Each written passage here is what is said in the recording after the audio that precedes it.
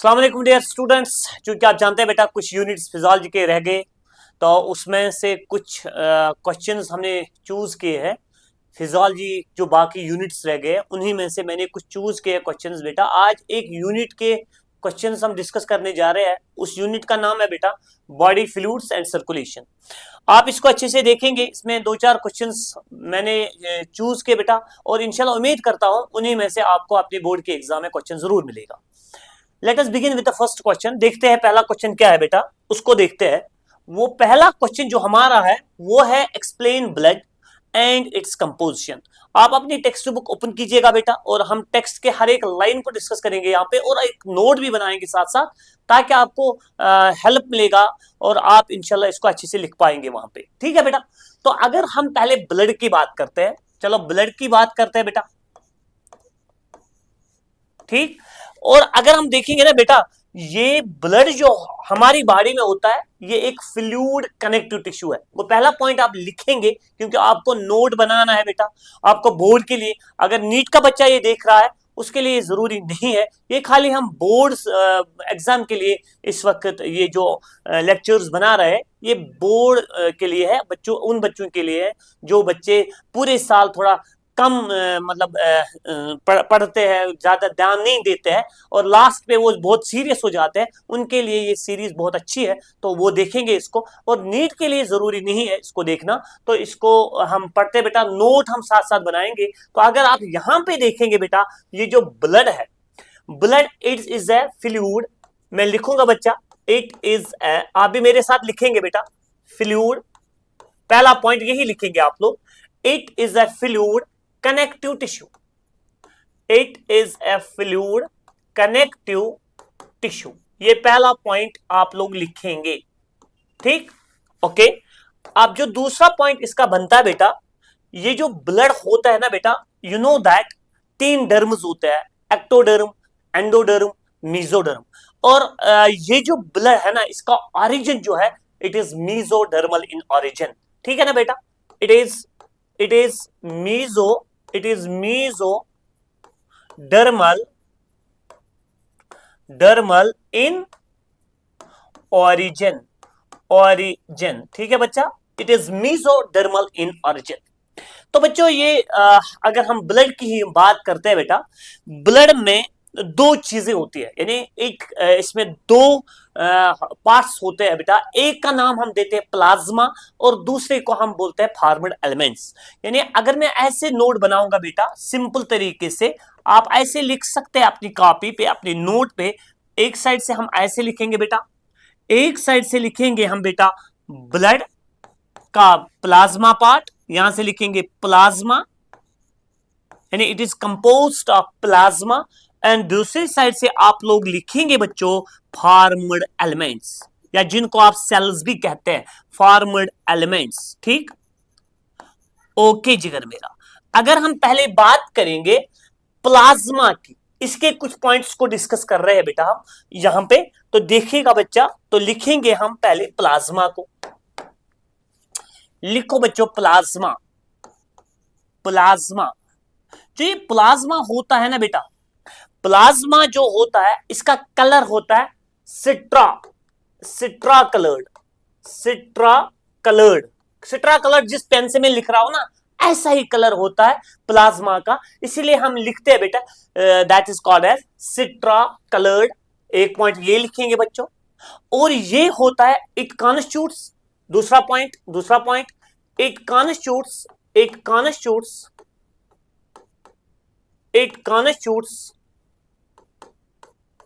कितना 55% of the blood. यानी 45% होते हैं बेटा सेल्स और 55% होता है प्लाज्मा। तो आई कैन से here it constitutes 55% of the blood. ठीक है बच्चों, ओके जिगर। अगर इस प्लाज्मा को देखते हैं बेटा, इसकी कंपोजिशन को देखते हैं, यानी इसमें क्या क्या होता है। यानी बच्चों इसमें सबसे पहले इट कंटेन्स, ऐसे आप नोट बनाएंगे बच्चा, इट कंटेन्स वाटर और जो वाटर इसमें होता है कितना होता है बेटा, 92% पानी होता है, यानी ज्यादातर ये पानी ही होता है बेटा, यानी इट कंटेन्स वाटर। वाटर जो होता है इसमें वो होता है बेटा 92%। ठीक, और इसके अलावा इसमें होते हैं बेटा प्रोटीन्स, इसमें होते हैं बेटा प्रोटीन्स, और जो खास प्रोटीन्स इसमें रहते हैं बेटा उनका नाम जो है बेटा मैं यहां पे नोट करूंगा। एक का नाम है अल्ब्यूमिन, अल्ब्यूमिन, दूसरे का नाम है ग्लोब्यूलिन, ग्लोब्यूलिन, और तीसरे का नाम है फिब्रिनोजिन, फिब्रिनोजिन, फिब्रिनोजिन। ठीक है बच्चा, तो अगर हम देखेंगे ऑस्मोटिक बैलेंस के लिए ये चाहिए, तो ये आपको लिखने की जरूरत नहीं है, नोट बना रहे हैं। ये बॉडी डिफेंस के लिए, एंटीबॉडीज बनाने के लिए, और ये ब्लड क्लॉटिंग के लिए बहुत जरूरी होता है। आपके टेक्स्ट बुक ने मेंशन किया मगर आपको लिखने की कोई जरूरत नहीं है, आप नोट बना रहे हैं बेटा, ठीक है ना। और इसमें होते हैं बेटा इट कंटेन्स आयोन्स, इसमें आयोन्स भी होते हैं, खासकर कौन सा, सोडियम होता है Na+, मैग्नीशियम होता है बेटा Mg2+, ठीक है ना, क्लोरीन होता है Cl-, बाइकार्बोनेट होता है SCO3-, और ये खास कुछ आयन्स इसमें रहते हैं बेटा किसके अंदर, that is present in the blood. इसमें प्रेजेंट होता है कैल्शियम भी, Ca2+ भी। वो these are some ions which are present in the plasma. ठीक है ना बच्चों, वो प्लाज्मा में अगर आप देखेंगे बच्चा, इसमें पानी होता है, प्रोटीन्स होते हैं, और we can say that ions होते हैं, और इसमें कुछ I can say that lipids भी होते हैं, लिपिड्स भी होते हैं बेटा, लिपिड्स होते हैं बेटा, है ना।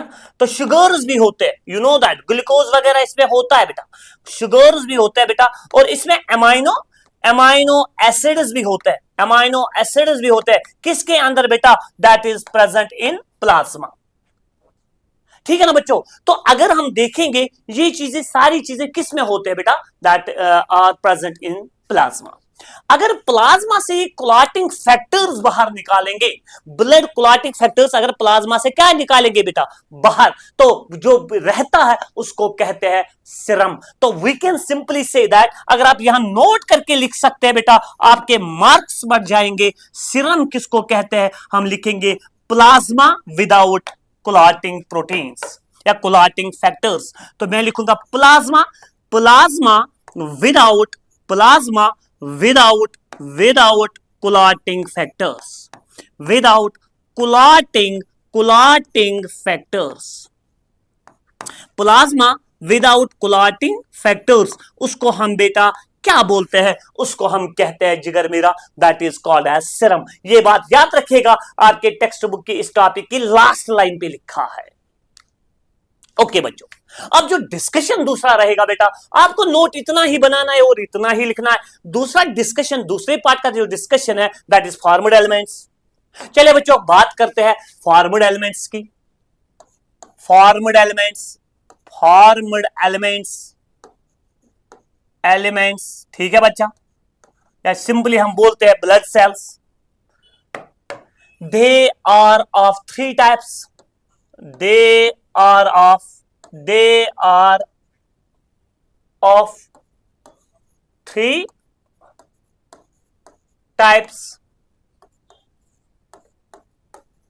ब्रैकेट में लिखेंगे आप लोग कौन कौन सा टाइप है इनका, आप लिखेंगे बेटा, मैं सिंपल यहां पे लिखूंगा। 1 is RBCs, WBCs and platelets, and platelets, ठीक है बच्चा। एंड कॉन्स्टिट्यूट्स, कितना कॉन्स्टिट्यूट करता है पहले ही मैंने बोल के रखा है। And constitutes, and constitutes 45% of the blood, 45% of the blood, ठीक है जिगर मेरा, याद रखिएगा, भूलेंगे नहीं आप लोग, क्लियर। इसके बाद अगर हम सबसे पहले बात करेंगे किन की बेटा, दैट इज रिगार्डिंग व्हाट बेटा, दैट इज आरबीसीज, और उसके बाद वी विल डिस्कस डब्ल्यूबीसीज, और लास्ट पे हम डिस्कस करेंगे बेटा blood platelets. Let us begin with the first, that is RBCs. चलो बच्चों आरबीसीज की ही बात करते हैं। बच्चों उनको हम कहते हैं एरिथ्रोसाइट्स, एरिथ्रोसाइट्स, एरिथ्रोसाइट्स, ठीक है जिगर। एरिथ्रोसाइट्स यानी ब्रैकेट में लिखेंगे red blood cells, RBCs, red blood cells, ठीक है बच्चों। अच्छा, सबसे पहला पॉइंट जो आप लिखेंगे, they are formed in bone marrow, ये बोन मैरो में बनते हैं, ठीक है ना। In an adult they are formed in bone marrow,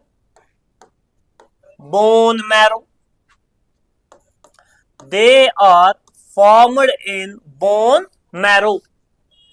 The process of the formation of RBCs in bone marrow is called erythrophoesis.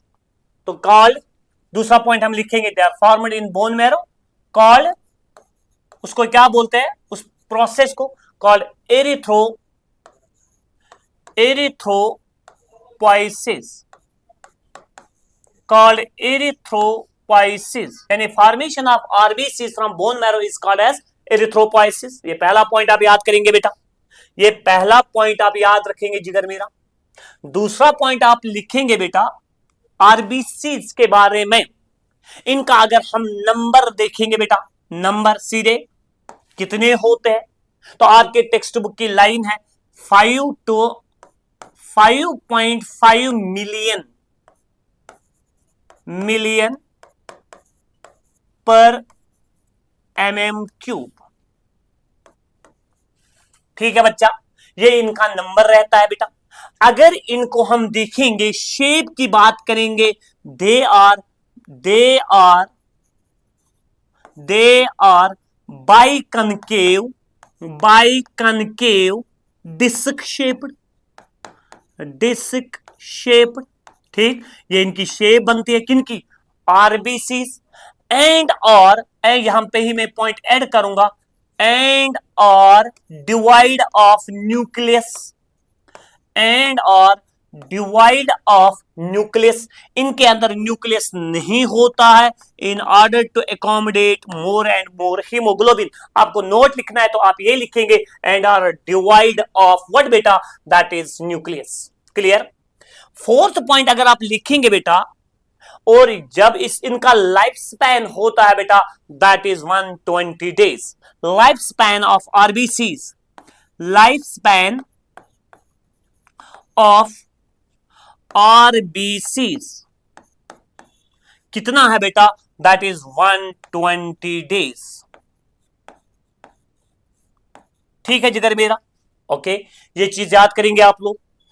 और इसके बाद एक पॉइंट ऐड करेंगे बेटा, दे कंटेन, इनके अंदर होता क्या है, आरबीसीज के अंदर क्या होता है, दे कंटेन,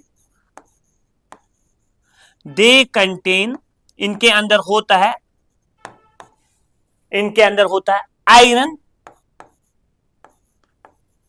आयरन, एक तो आयरन होता है, Fe2 पॉजिटिव होता है आयरन, यानी इनमें एक पिगमेंट होता है that's called as haemoglobin, iron with a complex protein globin, ठीक है ना बेटा, तो उसको बोलते हैं haemoglobin. Simply they contain iron, ऐसे हम लिखेंगे, सिंपल लिखेंगे ताकि आपको आसान होगा। They contain a pigment, iron containing pigment होता है, pigment called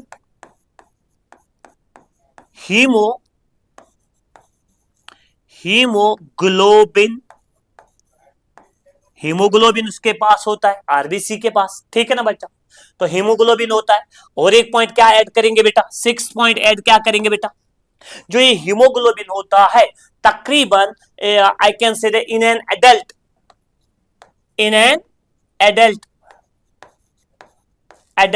100 ml of blood contains 100 ml of blood contains 12 to 16 grams of hemoglobin. In an adult, 100 ml of blood contains 12 to 16 grams of what beta? Hemoglobin. RBC का काम क्या होता है, ये point add करेंगे। They are involved in the, they are responsible, हम लिख सकते हैं responsible, they are responsible for the transport of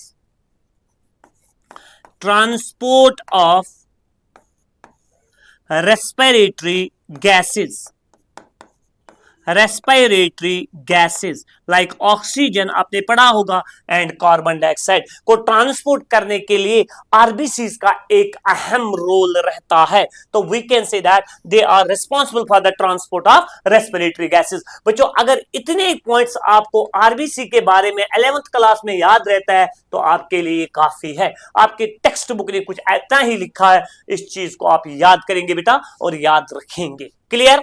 This is all about the RBCs. Now, अब दूसरा है बेटा, they are called as leukocytes. Leukocytes जिनको आप कहते हैं बेटा white blood cells, जिनको आप कहते हैं जिगर white blood cells। ठीक, WBCs। बच्चों ये भी कहां से बनते हैं? They are also formed in bone marrow, और इनके बनने को हम कहते हैं लीकोपोइसिस। वो पहला पॉइंट लिखेंगे, they are also formed in bone marrow, then called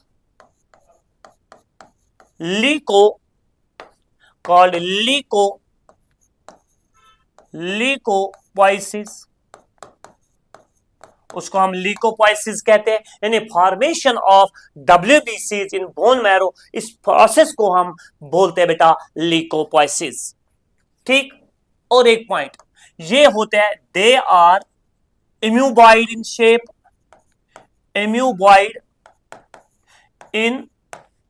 shape, ठीक, शेप में ये इम्यूबा जैसे लगते हैं, amoeboid in shape, and are nucleated,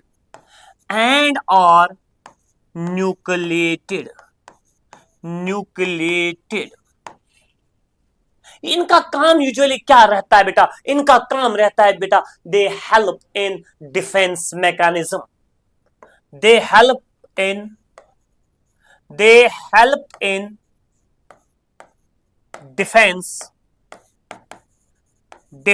mechanism. और अगर इनकी नंबर की बात करेंगे बेटा, इनका नंबर होता है 6000 to 8000 mm³।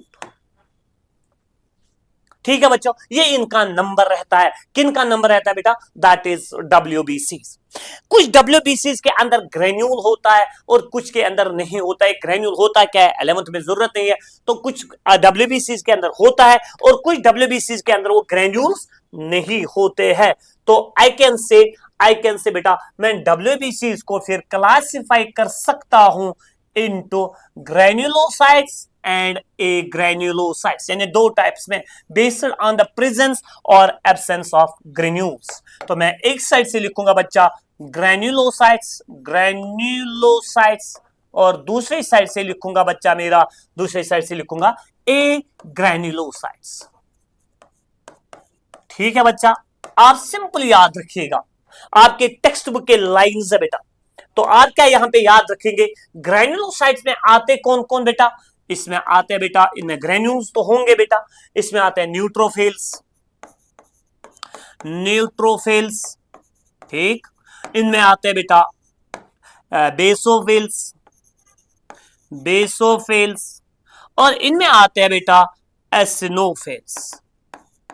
एसिनोफिल्स या एसिडोफिल्स भी बोल सकते हैं। ठीक, और यहां से अगर हम देखेंगे बेटा, इनमें आते हैं मोनोसाइट्स और इनमें आते हैं बेटा लिम्फोसाइट्स। डन।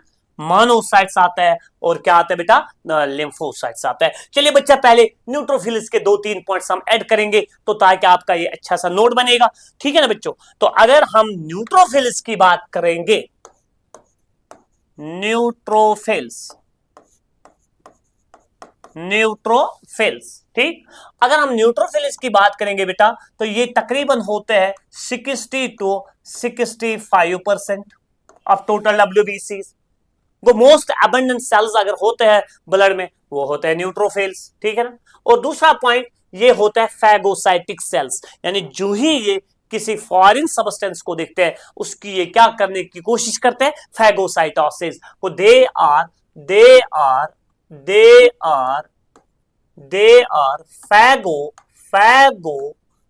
Phagocytic cells.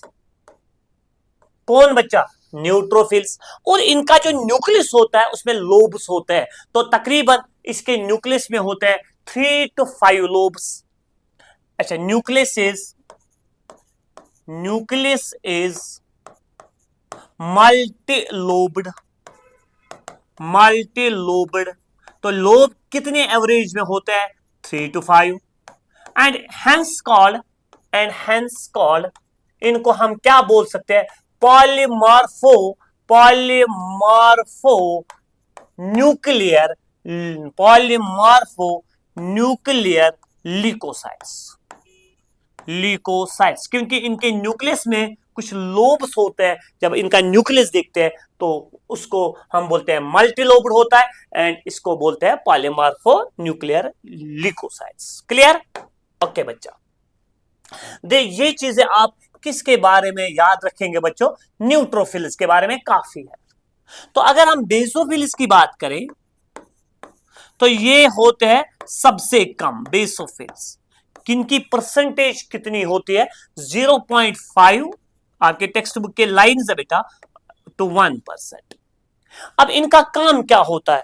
ये इन्फ्लेमेटरी रिस्पांस दिखाते हैं, यानी ये इन्फ्लेमेशन करवाते हैं ड्यूरिंग एलर्जिक रिएक्शंस को। They are involved in inflammatory reactions during allergic reactions. They are involved इन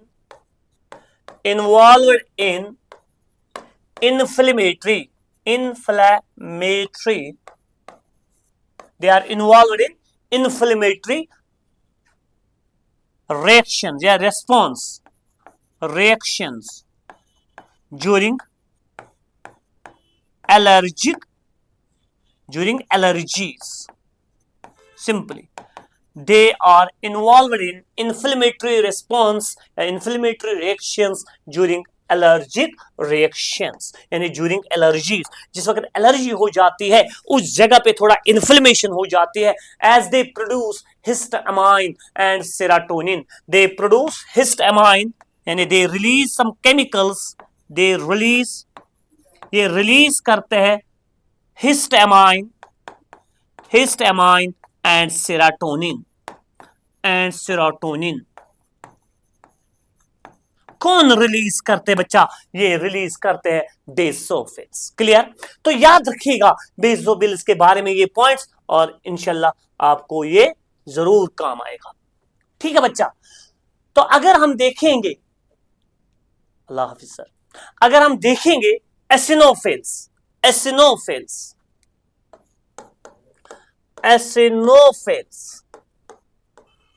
अगर हम एसिनोफिल्स की बात करेंगे, इनकी परसेंटेज की बात अगर हम करेंगे बेटा, ये होते हैं, अगर एसिनोफिल की बात करें वो थे 0.5 to 1%, ये होते हैं 2 to 3%।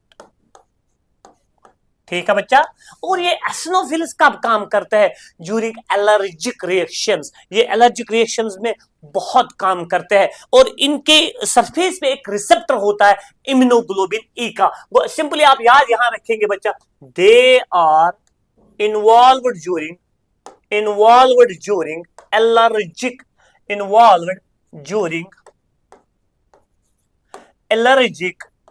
Allergic reactions. They are involved during what बेटा? Allergic reactions. कौन इन्वॉल्व होता है बेटा? वो होता है कौन जिगर मेरा? That is eosinophils. And parasitic infections, and parasitic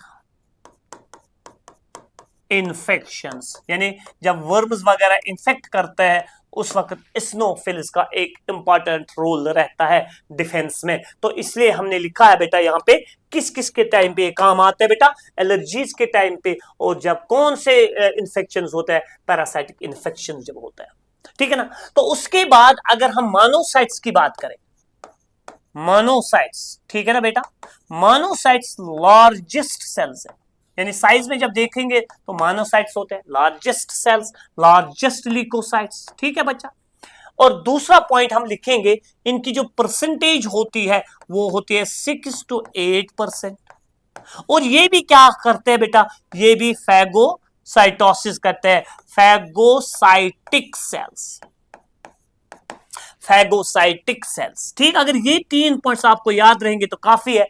फिर ये कभी कभार कैपिलरी से बाहर आते हैं, इंटरस्टिशियल टिश्यूज में चले जाते हैं, वहां एनलार्ज हो जाते हैं, इनको उस वक्त हम बोल सकते हैं मैक्रोफेज। तो सिंपली आप यहां पे याद रखेंगे बच्चा, they are largest cells 6 to 8% and they are phagocytic in nature. ये भी दिखाता है फैगोसाइटोसिस, ये भी फॉरेन सबस्टेंस को खाते हैं, फैगोसाइटोसिस करते हैं।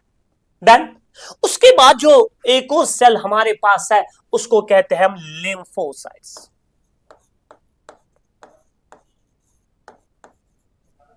लिम्फोसाइट्स, लिम्फोसाइट्स जो होते हैं ये 2 किस्म के होते हैं, है ना। तो पहले हमें परसेंटेज की अगर बात करूंगा बेटा, ये होता है 20 to 25%। डन।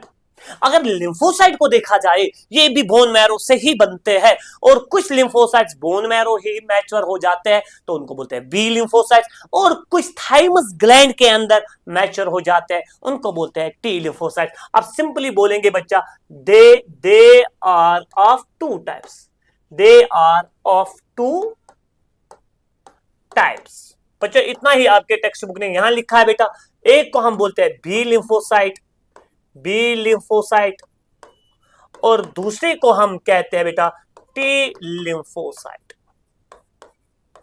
लिम्फोसाइट ये भी इम्यूनिटी में बहुत इंपॉर्टेंट रोल करते हैं। इनके प्लाज्मा सेल्स फिर एंटीबॉडीज बनाते हैं और मेमोरी सेल्स बनाते हैं, यहां से बनते हैं helper T cells, cytotoxic T cells, natural killer cells वगैरह। वो चीजें आपको 12th में देखना है बेटा। तो आप इतना यहां पे याद रखेंगे तो आपके लिए बहुत काफी है। तो इनमें से आप चीज याद रखेंगे, यहां से बनते हैं बेटा एंटीबॉडीज। बस इतना याद रखेगा आपके लिए काफी है बेटा, 11th के लिए काफी है। तो बच्चों this was all about the we can say that WBCs। अब हम बात करते हैं बेटा एक और सेल के बारे में, that's called as blood platelets, जिनको हम कहते हैं थ्रोम्बोसाइट्स, ठीक है ना। तो लिखूंगा मैं यहां पे थ्रोम्बोसाइट्स, थ्रोम्बोसाइट्स, और इनको हम कहते हैं ब्लड प्लेटलेट्स, प्लेटलेट्स, ठीक है बच्चों। फॉर्मेशन कहां से होती है, ये भी बोन मैरो से ही बनते हैं, मगर they are the fragments of special kind of cells in the bone marrow called as megakaryocytes. वो I can say that they are the fragments of, they are the fragments, ये fragments होते हैं, fragments of simply megakaryocytes, mega karyocytes, they are the fragments of megakaryocytes। megakaryocytes होते हैं sales बेटा जो कहां पे होते हैं, जो बोन मैरो में होते हैं, ठीक। और अगर इनको देखेंगे, इनका नंबर जो होता है तकरीबन होता है 1,30,000 to 1,50,000, ठीक है बच्चों। ये इनका नंबर रहता है, किनका, ये रहता है थ्रोम्बोसाइट्स का, ब्लड प्लेटलेट्स का। और तीसरा पॉइंट जो आप लिख सकते हैं, ये किसमें इन्वॉल्व होते हैं, ब्लड क्लॉटिंग में। You know that they are involve in blood clotting, blood coagulation में, ब्लड क्लॉटिंग में इनका एक इंपॉर्टेंट रोल रहता है। वो they are involve in blood clotting. ये कुछ क्लॉटिंग फैक्टर्स बना के देता है बेटा, तो इसलिए हम इनको कहते हैं they are involve in what बेटा, they are involve in blood clotting. कौन इन्वॉल्व हो जाते हैं बेटा, they are called as thrombocytes. अगर ये 2-3 पॉइंट्स आप यहां पे लिखेंगे बेटा अपने बोर्ड के एग्जाम में इसके बारे में, तो काफी होगा आपके लिए, ठीक है ना बच्चों। तो I can say that this is all about the we can say that blood, ठीक है बच्चों। चलिए बच्चों, अब हम नेक्स्ट टॉपिक पे जाते हैं, बहुत इंपॉर्टेंट है, structure of heart with A labelled diagram, ठीक है बच्चों। चलिए बच्चों, हम स्टार्ट करते हैं बेटा इसका आंसर लिखना। बेटा ये बहुत लेंथी क्वेश्चन है, मगर इसको मैं आपके लिए टू द पॉइंट ही पढ़ाऊंगा, ठीक है जिगर मेरा। चलो बच्चों स्टार्ट करते हैं। तो फर्स्ट ऑफ ऑल मैं कुछ पानी लूंगा बेटा, उसके बाद ही पढ़ाऊंगा, रुको 1 मिनट।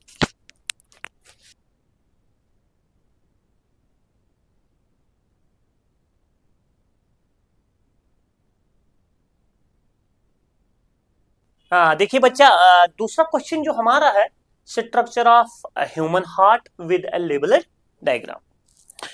फर्स्ट ऑफ ऑल जो हार्ट है इसको हम बोलते हैं पंपिंग स्टेशन या pumping organ of the body. Pumping organ of the body किसको माना जाता है, वो हार्ट को माना जाता है। वो पहला पॉइंट आप लिखेंगे, pumping station, pumping station of the body, station of the body, ठीक है जगह। और अगर इसकी बेटा लोकेशन देखेंगे ये कहां पे होता है, ये थोरैसिक कैविटी में रहता है बिटवीन 2 लंग्स। वो it is located, it is located in thoracic cavity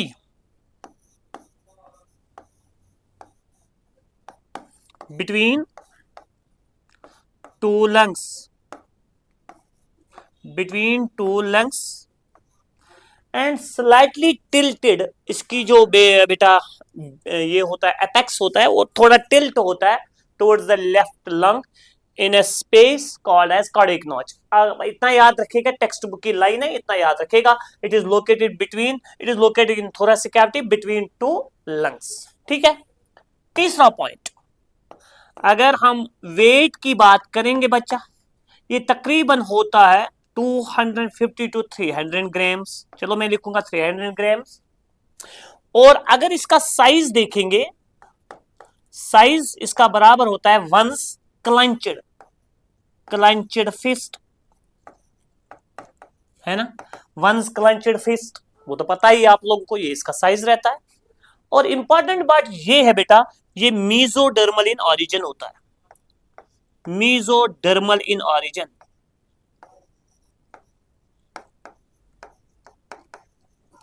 ठीक है बच्चा, इतना याद रखिएगा हार्ट के बारे में।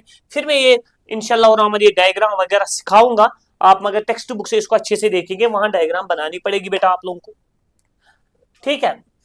Human heart is 4 chamber. या पहले एक पॉइंट लिखेंगे उससे पहले, ह्यूमन हार्ट, ह्यूमन हार्ट को बाहर से जो कवरिंग होती है उसको हम बोलते हैं पेरिकॉर्डियम। यानी human heart is covered by, simple लिखना बच्चों, कवर्ड बाय पेरिकॉर्डियम। ये डबल वॉल होता है, इनर को फिर बोलते हैं, आउटर को बोलते हैं पैराइटल, इनर को बोलते हैं विसरल, और इसी को हम बाद में बोलते हैं एपिकार्डियम, मायोकार्डियम एंड एंडोकार्डियम होता है। तो वो यहाँ पे आप इतना डिटेल आपके टेक्स्ट बुक ने नहीं लिखा है, मैं वही लिखूंगा जितना आपको जरूरत है। Human heart is covered by pericardium, pericardium, ठीक। हार्ट किन मसल्स का बना है, heart is composed of cardiac muscles, heart is composed of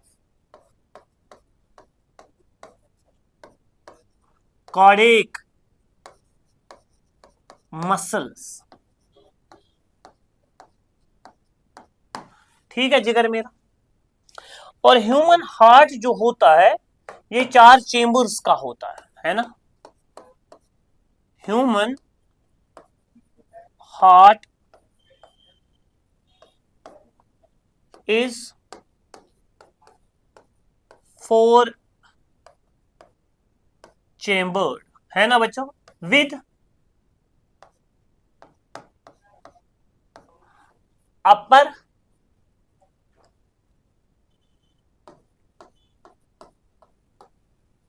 left and right atria, with upper left and right atria and lower left and right ventricles। ठीक ठीक है बच्चों। चलिए मैं साथ साथ यहां बनाऊंगा, आप मेरे साथ डायग्राम भी बनाएंगे। अगर हम मानेंगे ये यहां पे हार्ट है बेटा, टू द पॉइंट ही बनाएंगे बेटा। आप ऐसे बनाएंगे, हम थोड़ा इस हार्ट को थोड़ा ऐसे ऐसे बनाते हैं। ठीक है, ये हार्ट हम बना रहे हैं बेटा। ये अपर है, अपर, यू नो दैट। ये और ये अगर मैं ऐसे कंसिडर करूंगा, this is right, this is left, इसको हम लिख सकते हैं यहां पे लेफ्ट एट्रियम, इसको आप लिख सकते हैं यहां पे राइट एट्रियम। ठीक, इसको यहां पे लिख सकते हैं बेटा राइट वेंट्रिकल, और इसको यहां से लिख सकते हैं बेटा लेफ्ट वेंट्रिकल। देखो नोट में एक और पॉइंट क्या ऐड करेंगे आप लोग, ये जो अपर वाले एट्रिया होते हैं, the right and left and right atria are we can say that divided by, I can say that interatrial septum। Right या लेफ्ट लिखेंगे, left and right atria are separated by interatrial septum and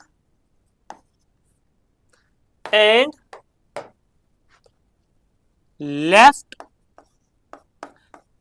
and right ventricles are separated by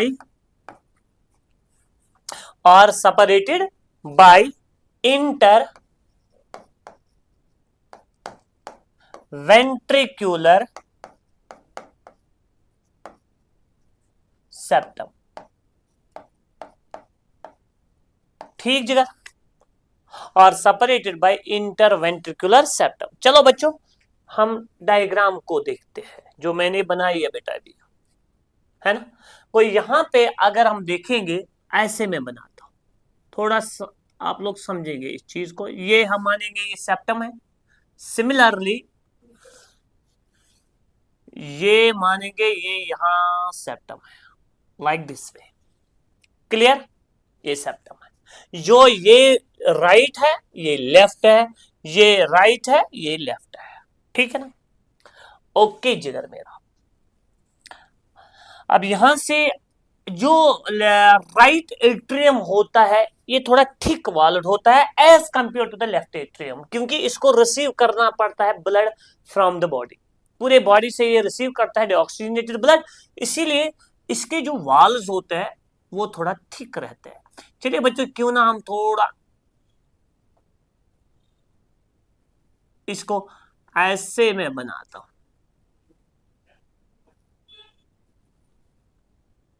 और ऐसे इसको बनाते हैं। मेरे साथ आप लोग बना सकते हैं, यहां पे थोड़ा ख्याल रखिएगा।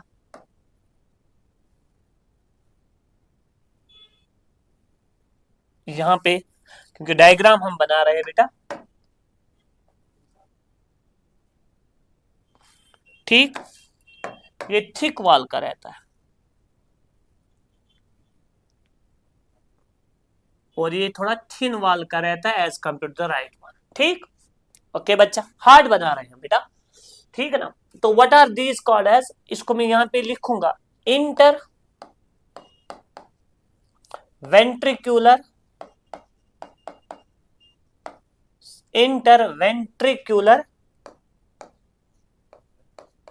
Septum.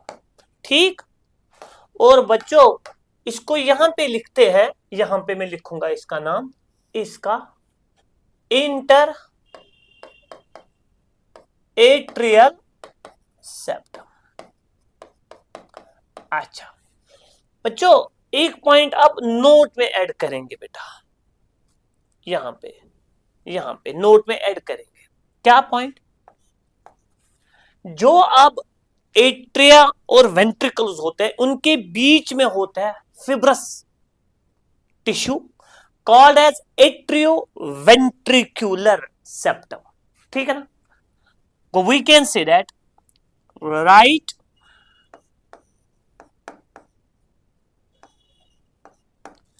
and left atria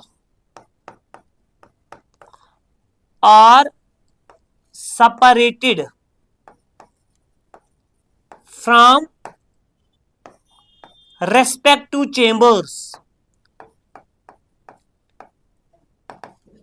respective ventricles हम लिख सकते हैं यहां पे, from respective, सीधे भी लिख सकते हैं आप लोग ताकि आपको कंफ्यूजन ना हो जाए। From right and left atria are separated from right and left ventricles, right and left ventricles by fibrous, thick fibrous tissue called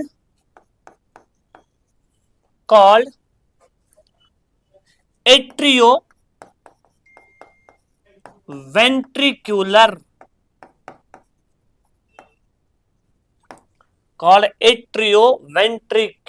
septum, respectively मतलब हम बोलेंगे राइट एंड लेफ्ट। गो, अगर मैं डायग्राम में दिखाऊंगा, जो हमने डायग्राम बनाई है बेटा, यहां जो ये सेप्टम है ये मैं इस कलर से बनाता हूं, ये वाला सेप्टम जो मैं बात कर रहा हूं बेटा, ये वाला सेप्टम ऐसे, ये जो ऐसे पिंक कलर से जो मैंने बनाया बेटा, इसी को हम कहते हैं एट्रियोवेंट्रिकुलर सेप्टम। वो यहां से लेफ्ट वाला आएगा, यहां से राइट वाला आएगा। वो यहां पे अगर नाम दूंगा इसका तो आएगा एट्रियो वेंट्रिकुलर सेप्टम। याद रखिएगा बच्चा, एट्रियो वेंट्रिकुलर सेप्टम। जो बच्चों अब सुनो, यहां पे राइट साइड, ये जो आई कैन से दैट जो लेफ्ट एट्रियोवेंट्रिकुलर सेप्टम है, यानी बच्चों ये वाला, ये है ना लेफ्ट, और ये क्या है, ये है राइट, ये है राइट, ये है लेफ्ट, है ना। इसमें होता है यहां muscular flap, like I can से यहां पे ऐसे कुछ वैल्व्स होते हैं, आप याद रखेंगे बेटा। लेफ्ट साइड से एक वैल्व होता है जिसको हम बोलते हैं bicuspid valve. There is an opening in the left atrioventricular septum which is guarded by bicuspid valve or mitral valve. वो नोट में आप लिखेंगे. इसी तरह यहां पे होते हैं बेटा ऐसे वेल्व्स रहते हैं बेटा, ऐसे ये यहां 3 होते हैं बेटा. आप ऐसे याद रखेंगे, ये मस्कुलर फ्लैप्स होते हैं बेटा, तो इनको हम वेल्व्स कहते हैं. यहां से लेफ्ट साइड से होता है बाइकस्पिड वैल्व और राइट साइड से होता है ट्राइकस्पिड वैल्व. तो नोट में कैसे लिखेंगे बेटा, हम नोट में लिखेंगे जिगर मेरा, चलो यहां पे लिखेंगे, हम क्या लिखेंगे, एन ओपनिंग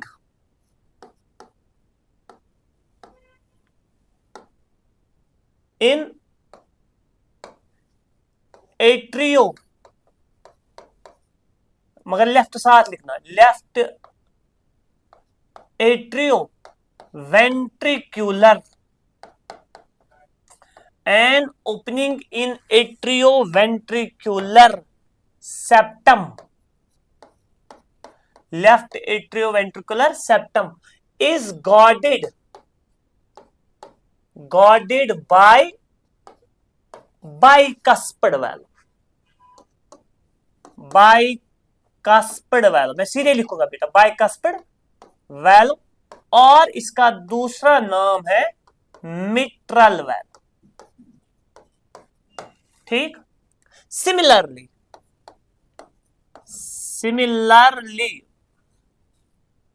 क्या, opening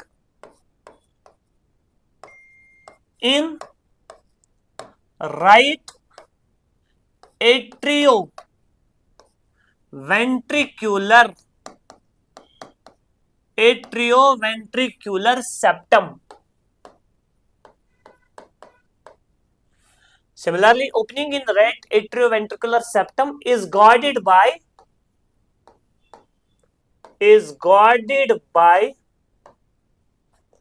tricuspid valve.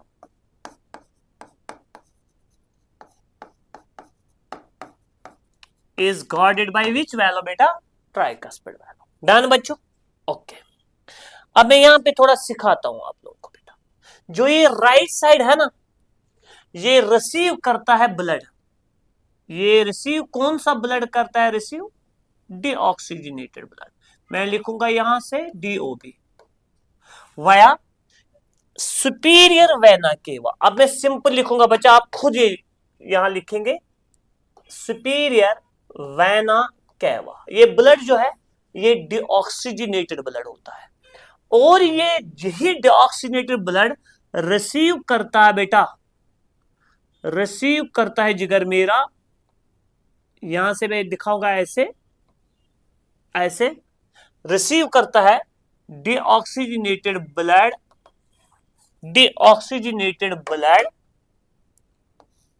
From the lower part. ये अपर पार्ट से लाता है बेटा, और ये लाता है लोअर पार्ट से. इसको बोलते हैं IVC, यानी inferior vena cava. Done. It receives the blood, deoxygenated blood from the upper part of the body via superior vena cava. कौन सा मगर चेंबर, राइट एट्रियम. और ये हार्ट से भी रिसीव करता है. मैं ऐसे दिखाऊंगा यहां पे थोड़ा, ये मानते हैं ये हार्ट से इसने रिसीव किया है कौन सा blood, deoxygenated blood bye coronary sense. इसको लिखेंगे हम यहां पे, ये याद रखिएगा, टेक्स्ट बुक ने शायद ये नहीं लिखा तो याद रखिएगा, इसका नाम होता है करोनरी सिनस. ठीक है बच्चा. तो ये रिसीव, ओवरऑल रिसीव को सिंपल हमारे लिए जो पॉइंट बन गया बच्चा, वो बन गया कि right atrium receives deoxygenated blood simply from the body. मैंने from the body and heart, from the body, simple, from the heart and body. ठीक. ओके बच्चों, अगर हम बात करेंगे, ये राइट एट्रियम करता है, देखो बच्चों फिर क्या होता है, देखे जिगर मेरा, ये जो ब्लड है ना, ये डिऑक्स मानते हैं बच्चों, ये यहाँ पे डिऑक्सीजनेटेड ब्लड है, ये फिर थ्रू ट्राइकस्पिड वैलो चला जाता है राइट वेंट्रिकल में। ठीक, राइट वेंट्रिकल इस ब्लड को, देखिए बच्चों, राइट वेंट्रिकल यहां पे मैं ऐसे दिखाता हूं बेटा, ये चेंबर है ना बेटा, ठीक है,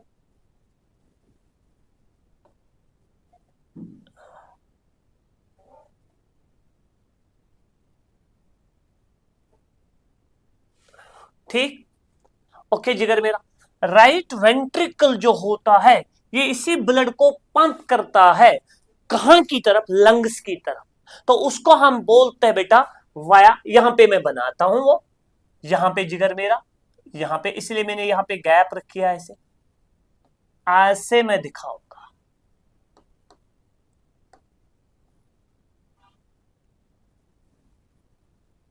तो ये ब्लड पंप हो जाता है, कौन सा ब्लड, ये वाला ब्लड, ये कौन सा ब्लड है, डीऑक्सीजनेटेड ब्लड पंप करता है right ventricle towards the lungs, और जो ये वेसल होती है बेटा, इसका नाम है पल्मोनरी, पल्मोनरी आर्टरी है,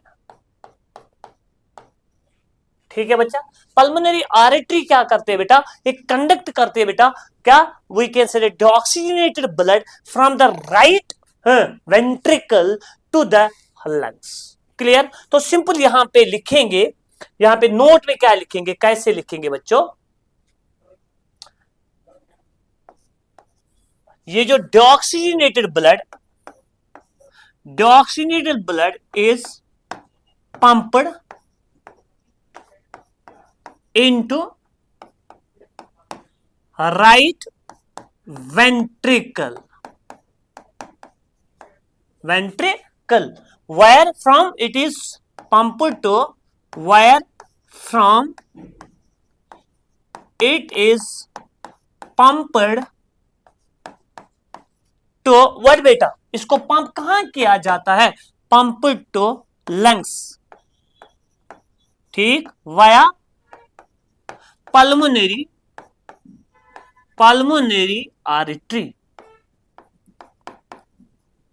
वाया पल्मोनरी आर्टरी, ठीक है ना बच्चा, ओके। अब हम वापस आएंगे यहां पे, जो अब ये ब्लड है ना, लंग्स में ये ऑक्सीजन रिसीव करेगा और ये आएगा वापस एज ऑक्सीजनेटेड ब्लड, और ऑक्सीजनेटेड ब्लड को रिसीव करता है कौन, ऑक्सीजनेटेड ब्लड को रिसीव करता है लेफ्ट एट्रियम, लेफ्ट एट्रियम इसको रिसीव करेगा, और then this oxygenated blood is thrown या pumped into the left ventricle, where from it is pumped to the body.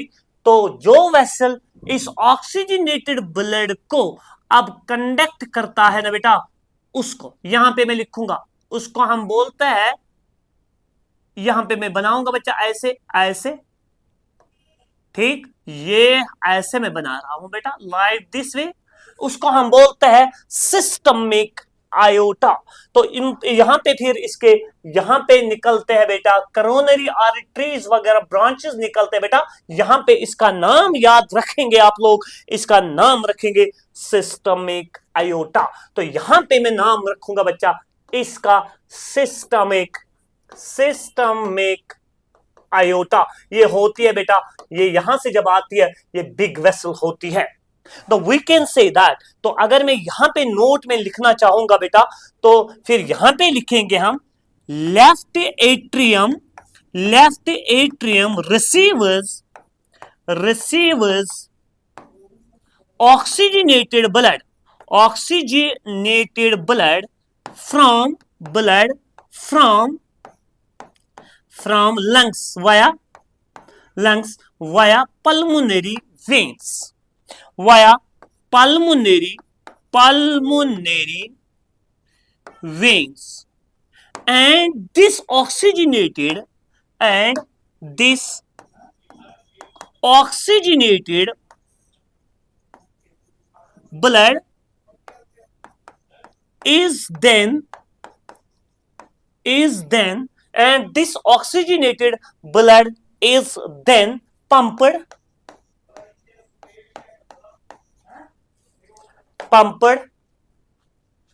into left ventricle where from it is pumped to the body via systemic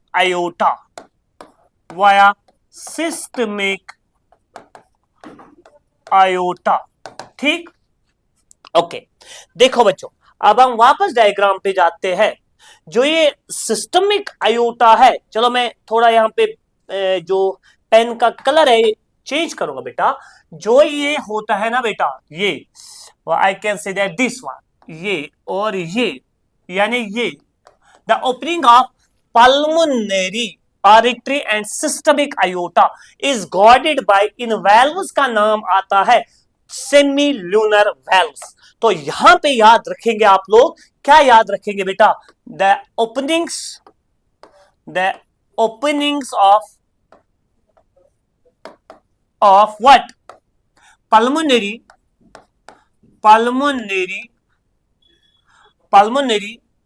artery and systemic aorta are guarded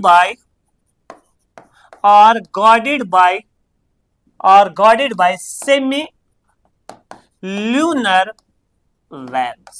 बच्चों अगर आप board के exam में इतना लिखेंगे काफी है। बाकी जो मसल्स के बारे में, बाकी जो यहां पे होता है, पैपिलरी मसल्स होते हैं, कॉर्डेट टेंडिनी होता है बेटा, जो कंट्रोल करता है opening and closing, I can से closing of this bicuspid and tricuspid valves का वो डिटेल आपके टेक्स्ट बुक ने उसके बारे में बात नहीं की है, ना उसने फोरामेन ओवेल की बात की है, ना उसने डक्टस आर्टरियोसस का डक्टस और उसकी बात की, बाकी चीजों की बात की ही नहीं आपके टेक्स्ट बुक ने। ये बहुत डिटेल इसके बाद भी है, लेकिन अगर आपको इतना याद रहेगा मेरे ख्याल में आपके लिए काफी है regarding the structure of heart. ठीक है बच्चों, तो ये था रिगार्डिंग व्हाट बेटा?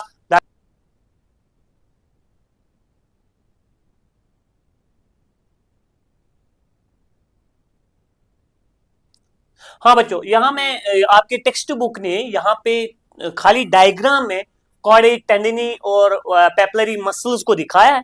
चलिए बच्चा, मैं भी यहाँ पे थोड़ा दिखाता हूँ वो चीजें आपको, तो आपको सीखने को मिलेंगे बेटा। यहाँ पे अगर हम यहाँ देखेंगे, देखो यहाँ पे थोड़ा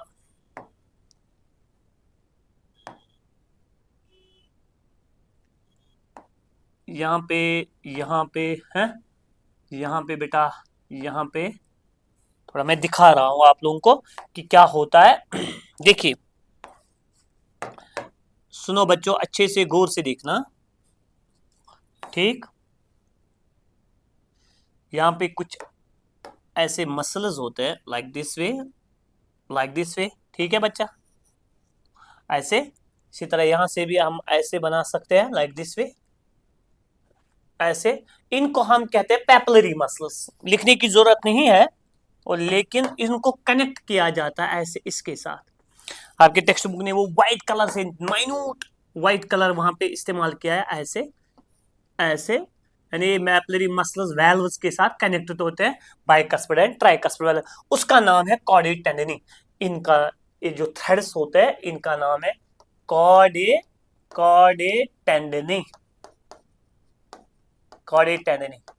ठीक है बच्चा, तो ये याद रखिएगा बच्चा। और इन मसल्स का नाम है, चलो मैं यहां पे लिखूंगा, पैपिलरी मसल्स।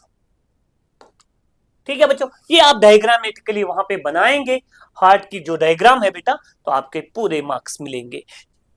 हाँ बेटा, अब नेक्स्ट क्वेश्चन पे जाते हैं।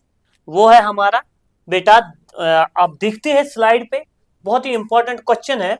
That is explain blood groups in humans. बहुत इंपॉर्टेंट है, लेकिन बहुत शॉर्ट है, सिंपल है बेटा, लेकिन इसको थोड़ा हम अच्छे से समझते हैं बेटा। ब्लड ग्रुप जो होता है, आप आंसर बोर्ड में ऐसे लिखेंगे, देखो बच्चों, ब्लड ग्रुप किस बुनियाद पे हम बोलते हैं, ब्लड ग्रुपिंग किस बुनियाद पे हम करते हैं, इट इज बेस्ड ऑन, आप लिखेंगे blood grouping is, blood grouping is, मेरे साथ लिखो बच्चों, blood grouping is based on presence और absence of surface antigen, blood grouping is based on the presence or absence of surface antigen, किस पे, on RBCs, ठीक है बच्चों। जो RBCs होते हैं उनकी सरफेस पे एंटीजन का होना या ना होना, उसी बुनियाद पे हम ब्लड को ग्रुपिंग करते हैं, हम बोलते हैं कभी कभार ये ब्लड ग्रुप ए है, ये ब्लड ग्रुप बी है, ये ब्लड ग्रुप ए बी है, और ये ब्लड ग्रुप ओ है। तो वही हम यहां पे समझाने की कोशिश करते हैं बेटा। जिस इंसान को हम ऐसे बनाएंगे बेटा, जिस इंसान को पर्सन, जब सिंपल हम बनाएंगे आपके लिए, आप अगर नोट ऐसे भी बनाएंगे तो अच्छा रहेगा। हम बनाएंगे 4 किस्म के आरबीसीज, यहां पे 1 2 3 और 4, ठीक है। मानो ये 4 इंडिविजुअल्स हैं जिनके आरबीसीज मैंने यहां पे डिनोट किए हैं, यहां पे दिखाया बेटा। This is an RBC here, किसी इंसान की आरबीसी है, ये किसी और इंसान की आरबीसी है, ये किसी और इंसान की क्या है बेटा, आरबीसी, और ये किसी और की आरबीसी है। अगर इस आरबीसी के सरफेस पे होगा एंटीजन ए, इसकी केमिस्ट्री क्या है आपको यहां पे याद रखने की जरूरत नहीं है, इसको मैं नाम दूंगा, खाली ये नाम दूंगा इसका एंटीजन ए। आप ऐसे दिखाएंगे वहां पे आरबीसी विद एंटीजन ए, और यहां पे मैं दिखाऊंगा दूसरे पेन से बेटा, ये किसी और की आरबीसी है, इसके सरफेस पे है बेटा एंटीजन, इसके सरफेस पे है एंटीजन बी, और ये बेटा किसी और की आरबीसी है, इसके सरफेस पे कोई एंटीजन नहीं है, और ये कोई आरबीसी है जिसके सरफेस पे दोनों एंटीजन्स होते हैं। तो मैं लिखूंगा यहां पे बेटा, ऐसे दिखाऊंगा, यहां पे इसके एंटीजन ए भी है, और यहां इसके आरबीसी पे एंटीजन बी भी है। वो जिनके आरबीसी पे बेटा ऐसे आप दिखाएंगे नोट में, जिनके आरबीसी पे होता है एंटीजन ए, उनका जो ब्लड ग्रुप में लिखूंगा, यहां मैं लिखूंगा ब्लड ग्रुप, ठीक है बच्चा, याद रखिएगा बच्चा, यहां पे मैं लिखूंगा ब्लड ग्रुप। इनका ब्लड ग्रुप होता है ए, और इनका ब्लड ग्रुप होता है बी, और इनका ब्लड ग्रुप होता है बेटा जिसपे है ही नहीं कोई तो ओ, और इनका ब्लड ग्रुप रहेगा बेटा ए बी, ठीक। अगर हम बात करेंगे बेटा, ये मैंने सिंपल तरीके से आपको समझाने की कोशिश की है बेटा, अगर हम यहां इसके प्लाज्मा, ये आरबीसी जो होती है प्लाज्मा में ही होती है, इसके प्लाज्मा में मैं यहां पे लिखूंगा एंटीबॉडीज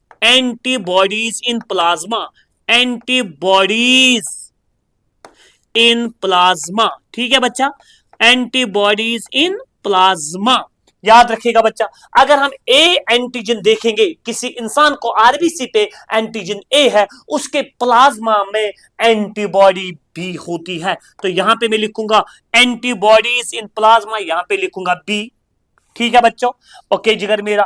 अगर हम यहां बात करेंगे बेटा, यहां इसके प्लाज्मा में एंटीबॉडी होगी ए, और जब यहां देखते हैं इसके प्लाज्मा में दोनों एंटीबॉडीज होंगे, ए भी होगी और बी भी होगी क्योंकि कोई सरफेस एंटीजन है ही नहीं। तो अगर यहां देखेंगे यहां कोई एंटीबॉडी नहीं होगी तो यहां पे लिखूंगा बेटा नेम। बस इस तरीके से अगर आप वहां दिखाएंगे ना, आपका जो एग्जामिनर होगा उसको समझ आएगा इस बच्चे को इसका कंसेप्ट बिल्कुल है। यहां पे मैं एक पॉइंट लिखूंगा अलग नोट करके बेटा, बस इतना याद करेंगे आप लोग, नोट करके ये पॉइंट में यहां पे लिखूंगा।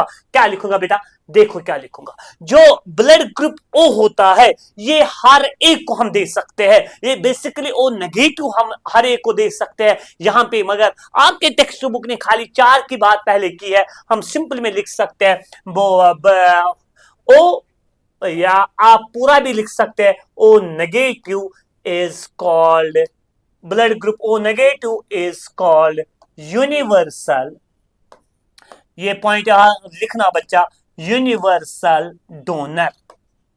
ठीक, और जो ए बी पॉजिटिव होता है एंड ए बी पॉजिटिव जो होता है ये हर एक का ब्लड ले सकता है, is called universal recipient, is called universal recipient. इसको क्या बोलते हैं बेटा, यूनिवर्सल रेसिपेंट। किसको बोलते हैं, ए बी पॉजिटिव को बेटा। This is about here the blood group A B, A B and O. अगर हम बात करेंगे बेटा, यहां पे मैं थोड़ा ऐड करूंगा R H factor, another surface antigen, मैं यहां पे पॉइंट ऐड करूंगा बेटा, अनदर surface antigen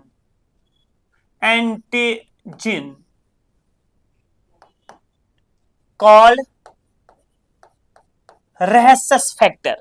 बेसिकली वो rhesus monkey में देखा गया पहले, called rhesus factor।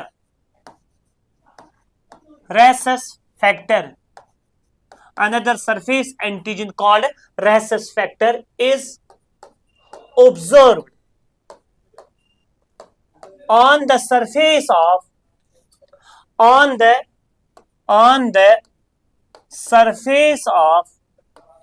on the surface of 80% people, on the surface of 80% people in their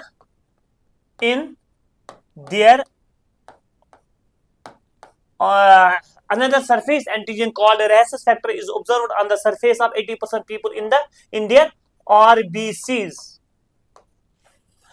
called RH positive, and 20%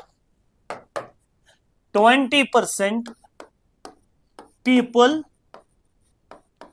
have RBCs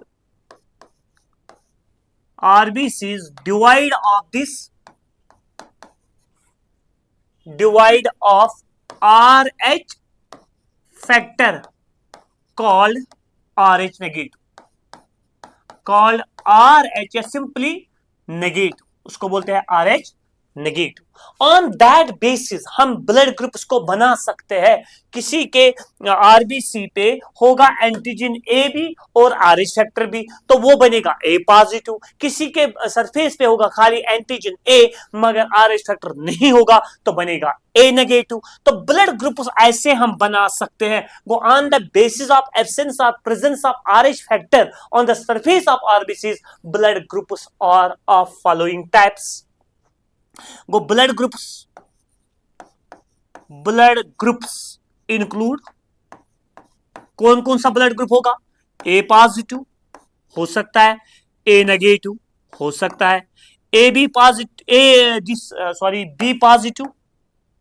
B positive हो सकता है, बी नेगेटिव हो सकता है बेटा, और हो सकता है A B positive, A B negative, A B negative, O positive भी हो सकता है, ओ नेगेटिव भी हो सकता है। ओ नेगेटिव का मतलब है इसके सरफेस पे कोई भी एंटीजन नहीं है, ना ए है, ना बी है, ना आरएच फैक्टर है बेटा। तो अगर मैंने अभी बोला था आप लोगों को, इसमें से ए बी पॉजिटिव को हम कहते हैं यूनिवर्सल रेसिपेंट और ओ नेगेटिव को कहते हैं बेटा यूनिवर्सल डोनर। ये बात याद रखेगा बच्चा। तो आपके लिए ब्लड ग्रुप के लिए टॉपिक जो है ये काफी है 11th क्लास के लिए। तो बच्चों फिर RH इनकम्पैटिबिलिटी भी देखने को मिलती है, तो वो आप टेक्स्ट बुक से पढ़ लेना बेटा। जब एक फीमेल होती है, मदर होती है बेटा, उसमें प्रेग्नेंट लेडी होती है, वहां पे RH इनकम्पैटिबिलिटी देखने को मिलती है। वो चीज आप खुद भी देख सकते हैं बेटा, मगर मेरे ख्याल में आपको खाली ब्लड ग्रुपिंग के बारे में पूछा जाएगा वहां पे। तो ये this was all about regarding this we can say that blood group. ठीक है बच्चा। हाँ बच्चों, अब जो हमारा लास्ट क्वेश्चन बनता है बेटा, तो वो हम देखते हैं। वो इंपॉर्टेंट क्वेश्चन है हमारा, explain the events of cardiac cycle. देखिए बच्चों, मैं ये समझाने की कोशिश करूंगा बेटा, इसमें समझना बहुत जरूरी है और आप इसका नोट जो है ना खुद भी बना सकते हैं। टेक्स्ट बुक निकालिए बेटा, टेक्स्ट आगे रखिएगा, नोट आप खुद बनाएंगे, लेकिन मैं समझाने की बहुत कोशिश करूंगा इसको। इंपॉर्टेंट टॉपिक है हमारा। देखो बच्चों, अगर हम इसको लिखेंगे, जो कार्डियक साइकिल है, सबसे पहले मैंने अभी आपको हार्ट समझाया था बेटा, और अगर मैं वापस उस वहां पे जाऊंगा बेटा, वहां पे मैंने यहाँ पे अगर यहाँ देखेंगे बेटा, यहाँ जो होता है, यहाँ इस हार्ट के अंदर होता है नोडल टिश्यूज, नोडल टिश्यू होता है बेटा। तो वही मैं आपको दिखाना चाहूंगा बेटा यहाँ पे, और उस चीज को आप अच्छे से देखेंगे बेटा, यू नो दैट। देखिएगा बच्चा, देखो मैं एक और बार अब मैं सिंपल बनाऊंगा बेटा। फॉर एग्जांपल ये right atrium of the heart है, और यू नो दैट बेटा, ये मानते हैं बच्चों ये है left atrium of the heart. And आप लोग ये भी जानते हैं जिगर मेरा, कि जो हमारा हार्ट होता है, इसका जो राइट साइड होता है, ये वेंट्रिकल थोड़ा छोटा होता है as compare to the left, we can say that left ventricle. क्योंकि यू नो दैट इसको रिसीव करना पड़ता है, राइट एट्रियम को रिसीव करना पड़ता है पूरा ब्लड फ्रॉम द बॉडी, और लेफ्ट वेंट्रिकल को अब मैं यहाँ पे ऐसे दिखाने की कोशिश करूंगा बेटा, थोड़ा समझ आएगा आप लोगों को। इसको ये पंप करना पड़ता है ये ब्लड पूरे बॉडी को, ठीक है ना बच्चा। ये left, we can say that left ventricle, ठीक है। तो अगर हम यहां पे देखेंगे, यहां पे आप नजर रखेंगे प्लीज, या अच्छे से आप नजर रखेंगे बेटा, अच्छे से नजर रखिएगा, अच्छे से यहां पे हम नजर रखेंगे बेटा। ये हमारा जो हार्ट होता है, इसके राइट एट्रियम के सुपीरियर वेना केवा के नीचे एक मॉडिफाइड कार्डियक मसल्स होता है, नोडल टिश्यू होता है बेटा, cardiac muscles, modified cardiac muscles होते हैं। तो जहां से कार्डियक इंपल्स जनरेट हो जाते हैं, जिसका ओरिजिन होता है, इसको हम बोलते हैं SA नोड। तो इसको हम बोलेंगे सुनो एट्रियल नोड, SA नोड इसको हम कहते हैं, और इसको हम बोलते हैं SA नोड या pacemaker of heart, SA node, जिसको हम दूसरा नाम बोलते हैं बेटा। यहां पे ही मैं लिखूंगा, आप भी वहां नोट में लिखेंगे, आप खुद भी लिखना बेटा, ये नोट खुद बनाना, मैं समझाने की कोशिश करूंगा। इसको हम बोलते हैं pacemaker of heart, pacemaker of heart. यहां से जो कार्डियक इंपल्स है ना बेटा, वो यहां से ही जनरेट हो जाती है, और इसकी लोकेशन कहां पे होती है इस ऐसे नोड की, और राइट एट्रियम में, मगर होता है upper, I can say that right corner of the right atrium below the superior vena cava, superior vena cava के नीचे होता है, और ये राइट साइड ही होता है राइट एट्रियम को, और थोड़ा ऊपर होता है, ठीक। देखिएगा बच्चा, और यहां राइट एट्रियम में ही, मगर लोअर लेफ्ट कॉर्नर का मतलब होता है बेटा यहां पे अगर हम नजर रखेंगे बेटा, यहां पे क्या होता है, यहां पे होता है एक और नोड, जिसको हम कहते हैं AV नोड या एट्रियो वेंट्रिकुलर नोड, जिसको हम बोलते हैं बेटा, जिसको हम बोलते हैं pacesetter of heart, pacesetter of heart, pacesetter of heart, इसको कहते हैं बेटा क्या, पेस सेटर ऑफ हार्ट। याद रखिएगा बच्चा, ये यहां पे होता है बेटा, ठीक। तो अगर हम यहां पे फिर देखते हैं नोडल टिश्यू जो होता है बेटा, तो यहां से आता है, यहां से याद रखिएगा बच्चा, यहां से ऐसे, ये फिर बाइफरकेट होता है दो हिस्सों में,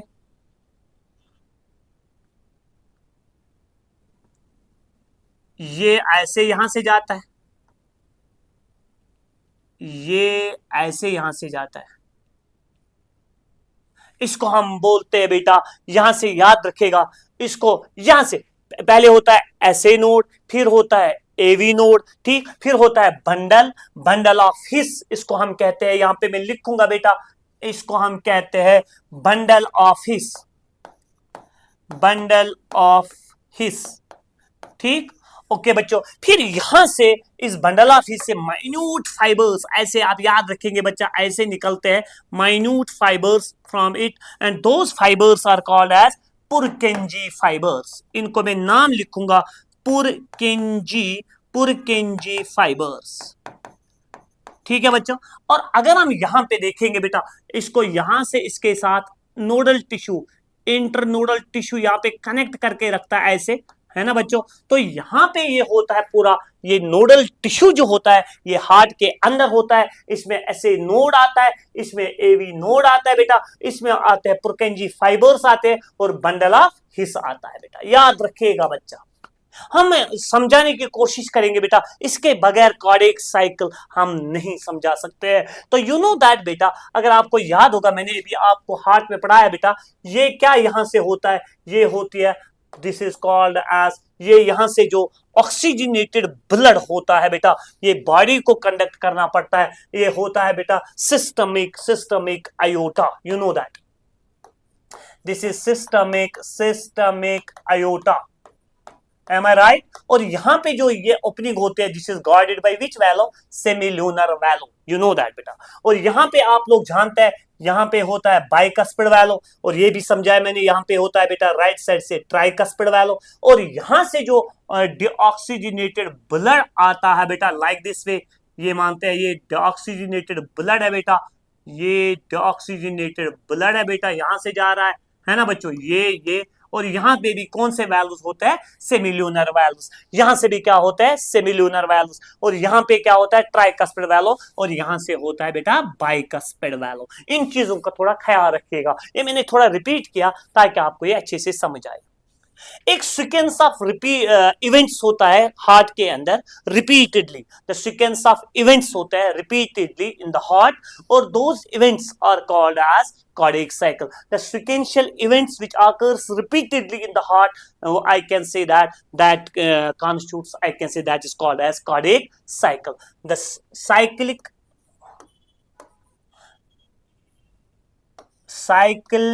repeated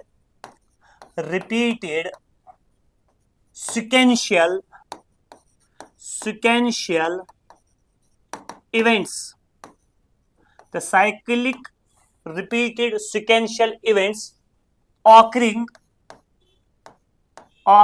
in heart is called cardiac cycle.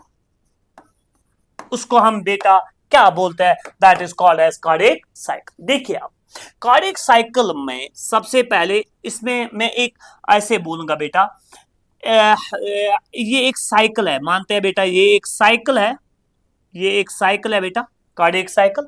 आपके टेक्स्ट बुक ने 3 इवेंट्स की बात की है, एक्चुअली 5 इवेंट्स में ये कंप्लीट होता है। तो एक को हम बोलते हैं, ऐसे लिखेंगे हम बेटा, ऐसे में बनाऊंगा बेटा, लाइक दिस वे, ये साइक्लिक इवेंट्स है बेटा, इसको मैं लिखूंगा यहां पे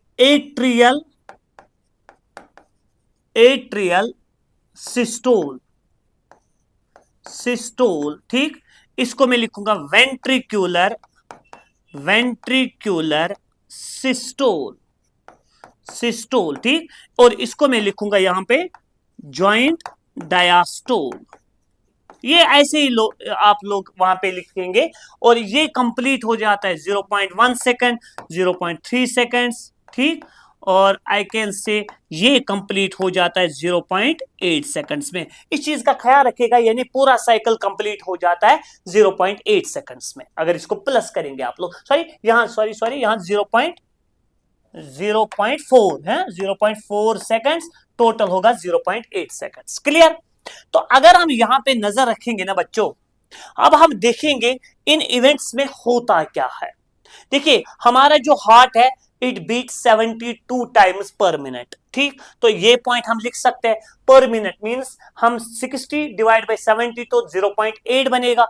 वो एक कार्डियक साइकिल कंप्लीट होता है 0.8 सेकंड्स में। देखिए बच्चों, एट्रियल सिस्टोल को अगर हम समझाएंगे, एट्रियल सिस्टोल में होता क्या है, आप नोट यहां से खुद बनाना। सिस्टोल, देखिए बच्चों, एट्रियल सबसे पहले चलिए बच्चों एक चीज हम करते हैं यहां समझे, आप ज्यादा अच्छे से समझेंगे। हम स्टार्ट करेंगे बेटा जॉइंट डायस्टोल से। जॉइंट मींस पूरे चेंबर जो है ना, वो डायस्टोल का मतलब है रिलैक्स्ड फेज में है, रिलैक्स है, ओपन है, खुले है, और ये कंट्रैक्ट नहीं हुए हैं अभी, तो ये लिखेंगे, उसको हम बोलते हैं जॉइंट डायस्टोल। अगर हम इस हार्ट को समझाएंगे बेटा, मानते हैं ये पूरा हार्ट इस वक्त ओपन है, ये जॉइंट डायस्टोल में है, वो यहां पे क्या होगा बेटा, all the chambers are in relaxed phase. किस फेज में? यहां की मैं बात कर रहा हूं बेटा जॉइंट डायस्टोल की। उस वक्त क्या होगा, यहां से जो ये सुपीरियर वेना केवा है, ये जो सुपीरियर वेना केवा है बेटा, ये लेके आते हैं बेटा कौन सा ब्लड, डीऑक्सीजनेटेड ब्लड। वो सीधे ओपन होगा क्योंकि चेंबर यानी राइट एट्रियम भी खुला है, लेफ्ट एट्रियम भी खुला है, राइट वेंट्रिकल भी खुला है, और रिलैक्स्ड फेज में है ना बेटा, लेफ्ट वेंट्रिकल भी रिलैक्स्ड फेज में है। जो ये यहां से ब्लड आता है वो डायरेक्टली पहले जाएगा किस में, राइट एट्रियम में। समझेगा बच्चा, ये जाएगा यहां से राइट एट्रियम में डीऑक्सीजनेटेड ब्लड, और यहां से जो पल्मोनरी वेन्स लाते हैं ऑक्सीजनेटेड ब्लड, वो लेफ्ट एट्रियम में जमा हो जाएगा।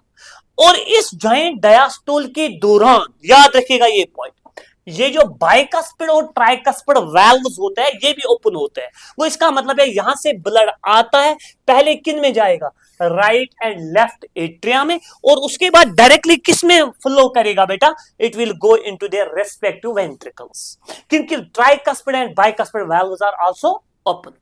किस फेज की मैं बात कर रहा हूं बेटा, जॉइंट डायस्टोल की। और साथ में जो ये सेमिल्यूनर वाल्व्स होते हैं, ये पॉइंट्स आप लिखेंगे, ये जो सेमिल्यूनर वाल्व्स होते हैं दे आर क्लोज्ड, ये क्लोज होते हैं। वो ड्यूरिंग जॉइंट डायस्टोल क्या होता है, blood from the body through superior vena cava, inferior vena cava and coronary cirrus. Yeah, simply right atrium receives the deoxygenated blood and the left atrium receives the oxygenated blood. Clear? ठीक, through their respective vessels, through their या via respective vessels. और bicuspid and tricuspid valves are also open, the blood flows into the respective ventricles. Clear? और जो इस joint diastole के दौरान the semilunar valve जो होते हैं ये होते हैं क्लोज। सेमिल्यूनर वाल्व्स क्या होते हैं बेटा, क्लोज। टेक्स्ट बुक आगे रखिएगा बच्चा, समझ आएगा। वो आई कैन से दैट, हम बोलेंगे बेटा जॉइंट डायस्टोल में ये बाइकस्पिड और ट्राइकस्पिड वाल्व्स ओपन होते हैं और सेमिल्यूनर वाल्व्स क्या होते हैं बेटा, क्लोज। अब क्या होगा, अब स्टार्ट होगा action potential. I can say that action potential या कार्डियक इंपल्स जनरेट हो जाती है from SA, I can say that from SA node. SA node को हम कहते हैं पेस मेकर ऑफ हार्ट। क्या बोलते हैं बेटा, पेस मेकर ऑफ हार्ट। यहां से क्या होगा जनरेट बेटा, यहां से जनरेट हो जाएगा बेटा कार्डियक इंपल्स। कहां से जनरेट होगा, ऐसे नोड से जनरेट होगा बेटा कार्डियक इंपल्स, एक्शन पोटेंशियल। तो उसकी वजह से क्या होगा, वो स्प्रेड हो जाएगा इनटू राइट और लेफ्ट एट्रियम में। तो जब राइट और लेफ्ट एट्रियम में कार्डियक इंपल्स स्प्रेड हो जाती है बेटा, ये हो जाएंगे कंट्रैक्ट। क्लियर? कौन कंट्रैक्ट हुआ बेटा, राइट एंड लेफ्ट एट्रियम।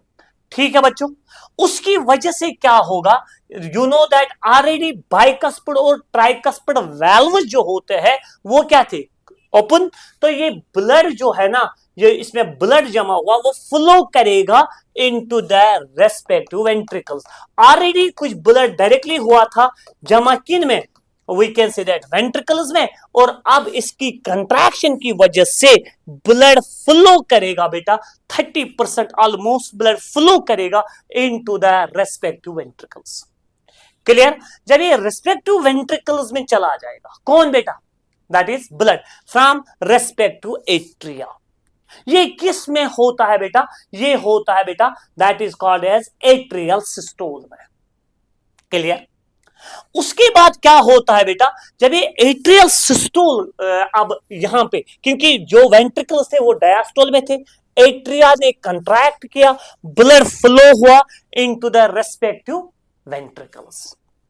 अब समझिएगा बेटा यहां पे, अब यहां पे क्या होता है, ये जो कार्डियक इंपल्स है इसको रिसीव कौन करेगा बेटा? मैंने पहले ही बोला एवी नोड इसको आप रिसीव करेगा, that is called as pacesetter of heart. उसके बाद ये स्प्रेड हो जाएगा टू द रेस्पेक्टिव वेंट्रिकल्स। पहले स्लोली ऐसे ही फैल जाएगा बेटा, तो रेस्पेक्टिव वेंट्रिकल्स में ये जो कार्डियक इंपल्स है ये फैल जाएगी। With the help of these, I can say that bundle of His इसको कंडक्ट करेगा और पुरकेंजी फाइबर्स की मदद से पूरे वेंट्रिकल्स में क्या हो जाएगा बेटा? स्प्रेड हो जाएगा। जब ये स्प्रेड होगा ये कार्डियक इंपल्स, उस टाइम क्या होगा, ये अब स्टार्ट करेंगे, पहले ऐसे स्टार्ट करेंगे कंट्रैक्शन। कौन? वेंट्रिकल्स स्टार्ट करेंगे कंट्रैक्शन। क्लियर? और साथ साथ में जब ये कंट्रैक्ट करेंगे वो होगा ऊपर से रिलैक्स। जब वो ऊपर से रिलैक्स होगा, ऊपर से ब्लड कौन लाएंगे बेटा? ऊपर से वेसल्स ब्लड लाएंगे। वो किस में जमा हो जाएगा? वो हो जाएगा जमा किसके अंदर? That is in respect to atria में। और यहां से वेंट्रिकल ने स्टार्ट क्या किया? इसने स्टार्ट किया जिगर मेरा, इसने स्टार्ट किया कंट्रैक्शन। और इसका अंदर कॉमन सेंस है, प्रेशर बढ़ेगा। उस प्रेशर, वो प्रेशर जब एट्रियल ब्लड के प्रेशर से ज्यादा होगा, तो जब ये प्रेशर बढ़ेगा ना बेटा, तो प्रेशर डिफरेंस आएगी। इसका प्रेशर ज्यादा होगा, इसका प्रेशर अब कम होगा, और उस डिफरेंस ऑफ प्रेशर की वजह से ये क्लोज हो जाएंगे बाइकस्पिड और ट्राइकस्पिड वाल्व। क्योंकि नीचे वाला प्रेशर अब ज्यादा हुआ, ऊपर ब्लड का प्रेशर अब कम है बेटा, उसकी वजह से बाइकस्पिड और ट्राइकस्पिड वाल्व्स क्या हो जाएंगे? क्लोज। और पहले हार्ट साउंड की आवाज आ जाएगी जिसको हम लुब कहते हैं, लुब बोलते हैं। लुब लुब एक साउंड आएगी बेटा जिसको लुब के अंदाज से हम पहचानते हैं, सुन सकते हैं। The first heart sound lub. ठीक? अब क्या है, अब जब ये अब कौन क्लोज हो गए? Bicuspid and tricuspid valves. देखिएगा बच्चा, और अभी भी सेमील्यूनर वाल्व्स क्या है? क्लोज। लेकिन अंदर से यहां वेंट्रिकुलर, हम इस वक्त वेंट्रिकुलर सिस्टोल पढ़ रहे हैं। अब वेंट्रिकुलर सिस्टोल में और प्रेशर बढ़ेगा, और प्रेशर बढ़ेगा, और इन वेसल्स में, यानी I can say systemic aorta and we can say that pulmonary arteries के अंदर ऑलरेडी ब्लड होता है, उसका प्रेशर अपना दबाव होता है, और वो दबाव पहले ज्यादा था और ये क्लोज थे बेटा, है ना, ये क्लोज थे तो बचाया था बैक फ्लो ऑफ ब्लड। लेकिन अब वेंट्रिकल्स का प्रेशर बढ़ता है, वेंट्रिकल्स को हम कंट्रैक्ट कर रहे हैं, और यहां का जो ब्लड है इसका प्रेशर बढ़ रहा है। किसका प्रेशर? वेंट्रिकुलर ब्लड का प्रेशर बढ़ रहा है। और जब उसका प्रेशर इस प्रेशर से ज्यादा होगा, जो pressure of the blood in respective I can say systemic aorta and pulmonary arteries के अंदर है बेटा, तो ये वाल्व्स ओपन हो जाते हैं। कौन से वाल्व्स ओपन हो जाते हैं? सेमील्यूनर वाल्व्स। जब ये ओपन हो जाते हैं और ब्लड फ्लो करता है, ब्लड पंप किया जाता है into respective systemic aorta and pulmonary artery के अंदर। वो जैसे पहले इनिशियली जब ये कंट्रैक्ट हुआ था, ये क्लोज हुए थे। कौन? Bicuspid and tricuspid valves. Tricuspid and bicuspid valves close हुए थे। एक हार्ट की साउंड आई थी जिसको हम बोलते हैं लूप। अब क्या हुआ? फर्दर कंट्रैक्शन, प्रेशर बढ़ रहा है, जिसकी वजह से अब ये ओपन हो जा रहा है, ओपन हो रहे हैं। कौन ओपन हो रहा है? सेमील्यूनर वाल्व्स ओपन हो रहा है। जब सेमील्यूनर वाल्व्स ओपन हो रहा है तो ये जो रेस्पेक्टिव यहाँ पे ऑक्सीजनेटेड ब्लड जो था, और यहाँ पे जो डिऑक्सीजनेटेड ब्लड था बेटा, वो पंप किया जाएगा into the respective I can say that systemic aorta and pulmonary arteries में। ठीक, उसके बाद क्या हो रहा है? जब ये होगा तो हो गया कंप्लीट कौन? Ventricular systole. जब वेंट्रिकुलर सिस्टोल अब कंप्लीट हुआ बेटा, उसके साथ साथ अब क्या होगा? यहां पे अब आए ये होंगे अब किसमें? डायस्टोल में। कौन? एट्रिया। वो एट्रिया में कंटिन्यूअसली क्या जमा हो रहा है बेटा? ब्लड हो रहा है बेटा जमा। ठीक, अब क्या होगा? अब इसके बाद क्या होगा? अब ये सारी अब ये आई कैन से दैट ये कार्डियक इंपल्स खत्म हो गई, उसने अपना काम किया। कार्डियक इंपल्स से खाली कंट्रैक्शन हो जाती है, उसने अपना कंट्रैक्शन का काम किया है, कार्डियक इंपल्स ने अपना काम किया। अब सारी ये भी क्या हो जाएंगे, ये भी हो जाएंगे रिलैक्स। कौन रिलैक्स? अब हो जाएंगे वेंट्रिकल्स, क्योंकि जब ये कंट्रैक्ट हुए थे ब्लड इसमें चला गया, फिर ये क्या आहिस्ता आहिस्ता हो जाएंगे रिलैक्स। कॉमन सेंस की बात है, प्रेशर घटेगा कि बढ़ेगा? अंदर जो जो ब्लड रह गया बेटा, वो उसका प्रेशर जो है, प्रेशर ऑफ द वेंट्रिकल्स, वो कम हो जाएगा, क्योंकि वॉल्यूम बढ़ गया, प्रेशर घट गया बेटा। जब ये प्रेशर घट जाता है तो यहां प्रेशर, अब ब्लड, यहां तो ब्लड जमा हुआ था, उसका प्रेशर ज्यादा है, इसका कम है। Difference in pressure causes the opening of these tricuspid and bicuspid valves. तो ये हो जाएंगे बेटा ओपन, और ये भी डायस्टोल में है, वो भी डायस्टोल में, और एक और बार आ गया बेटा कौन? Joint diastole. वो इसकी वजह से फिर जब ये ओपन हुआ, ब्लड विल फ्लो पहले खुद, फिर एक और साइकिल स्टार्ट हो जाएगा, ऐसे नोड से कार्डियक इंपल्स जनरेट हो जाएगी बेटा। तो वो वही काम करेगा बेटा जो मैंने आपको समझाया बेटा, सिंपल। पहले होगा एट्रियल सिस्टोल, फिर होगा वेंट्रिकुलर सिस्टोल, और फिर आता है जॉइंट डायस्टोल। अगर आप इसको थोड़ा समझेंगे बेटा, अपने टेक्स्ट बुक से कोशिश करेंगे बेटा, 11th का है, थोड़ा समझाने में आपको हो सकता है कि आपको जल्दी जल्दी में समझ कहीं नहीं भी आया होगा, आप याद करेंगे, आप टेक्स्ट देखिए, सारा मैंने बोला बेटा। और एक आई कैन से दैट कितना ब्लड वेंट्रिकल्स पंप करेंगे, वेंट्रिकल्स पर कार्डियक साइकिल, उसको हम बोलते हैं स्ट्रोक वॉल्यूम। ये टर्म आ सकती है आपको, stroke volume. Volume of blood, volume of blood pumped by each ventricle per cycle, उसको हम क्या बोलते हैं बेटा? Volume of blood pumped by each ventricle पर कार्डियक साइकिल, उसको हम बोलते हैं स्ट्रोक वॉल्यूम, और वो तकरीबन होता है 70 ml। कितना होता है बेटा? 70 ml। तो I can say that 70 ml होता है बेटा, आई can say that stroke volume. फिर होता है दूसरा टर्म बेटा कार्डियक आउटपुट। कार्डियक सिंपल आप लिखेंगे बेटा, कार्डियक आउटपुट, उसको लिखेंगे stroke volume, stroke volume multiplied by we can say that heart rate, heart rate per minute. वो कितना है? 72 times heart rate per minute. ठीक, तो वो कितना बनेगा वो मैं यहां पे लिखूंगा। स्ट्रोक वॉल्यूम 70 है और हार्ट रेट 72 है, ऑलमोस्ट बनेगा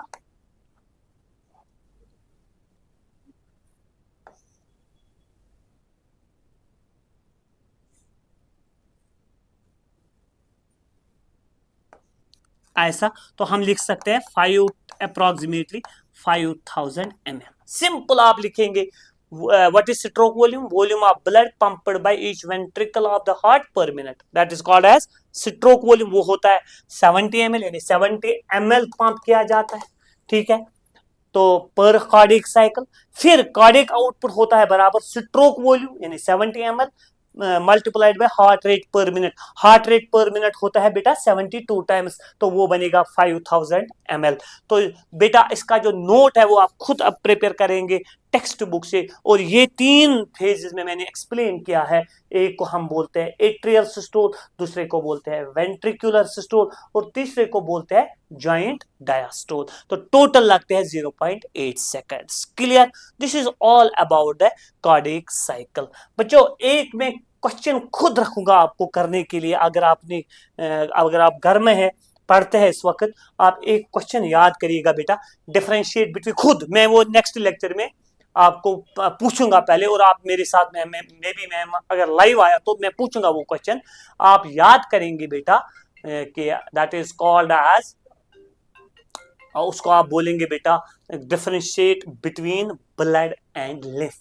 वो चीज याद करिएगा बेटा, डिफरेंशिएट करना है ब्लड और लिम्फ के दरमियान, वो क्वेश्चन भी याद करिएगा, किसी बुक से देखिएगा। तो this is all about the body fluids and circulation. Allah Hafiz. Thank you बेटा। ठीक, अल्लाह हाफिज।